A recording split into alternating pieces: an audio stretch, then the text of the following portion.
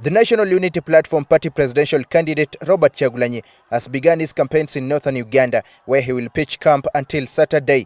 On his way to Lango sub-region, particularly in Amolatar and Dokolo districts, where he held his campaigns on Wednesday, Kyagulanyi encountered his supporters at Zengebe landing site in Nakasongola district on the shores of Lake Kyoga. They cheered him as he stood through the sunroof of his car to greet them before boarding a ferry to Amolatar. Sailing on Lake Kyoga lasted for 1 hour and 15 minutes. Kyagulanyi and his campaign team arrived at Namasale landing site, the entry point to Amolatar district, at 1:15 p.m. Here, he was warmly received by his supporters and NUP leaders in the area who had been waiting for him since daybreak.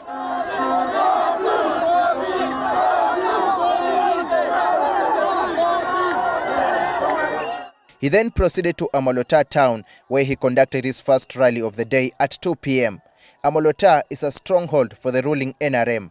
Kyagulanyi obtained some 7,185 votes in this area in 2021, but he hopes to get more votes here in the 2026 general elections. On the 15th of January, we are going to make a very important decision. We are going to choose whether we stay in the old Uganda or we go to Uganda. I ask all of you to make a decision so that we bring new change in Uganda, so that we get servant leadership in Uganda, so that we end 40 years of dictatorship in Uganda, so that we get a president of our generation, a president who thinks like you and who understands you.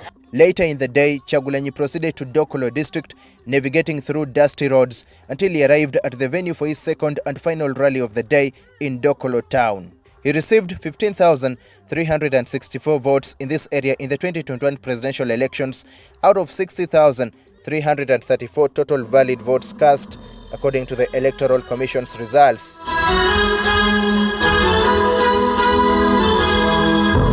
Local leaders said the NRM government has over the decades made many promises to develop the region, but there's so little development to be proud of. We have said no for Mr. Museveni because he has lied us several times.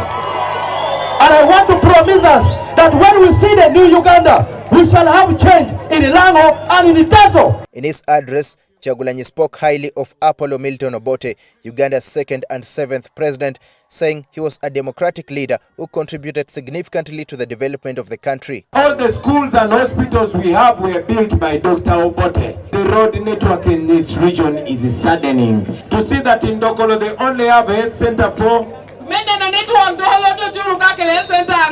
and it does not have medicine.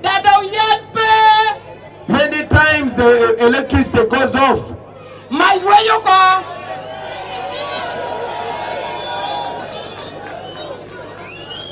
So that is the healthcare system that we have.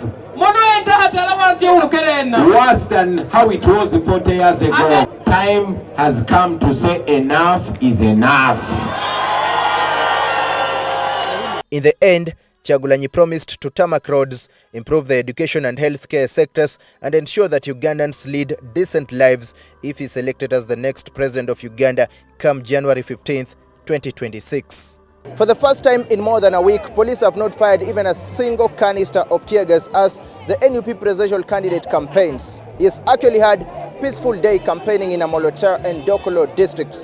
Now, he continues his campaigns on Thursday in Oyam and Omoro districts, and that's according to the Electoral Commission presidential campaign program. But it remains to be seen if the peaceful environment that is enjoyed today will prevail in his next 3 days as he campaigns in Northern Uganda. Daniel Kibet, NTV, in Dokolo district.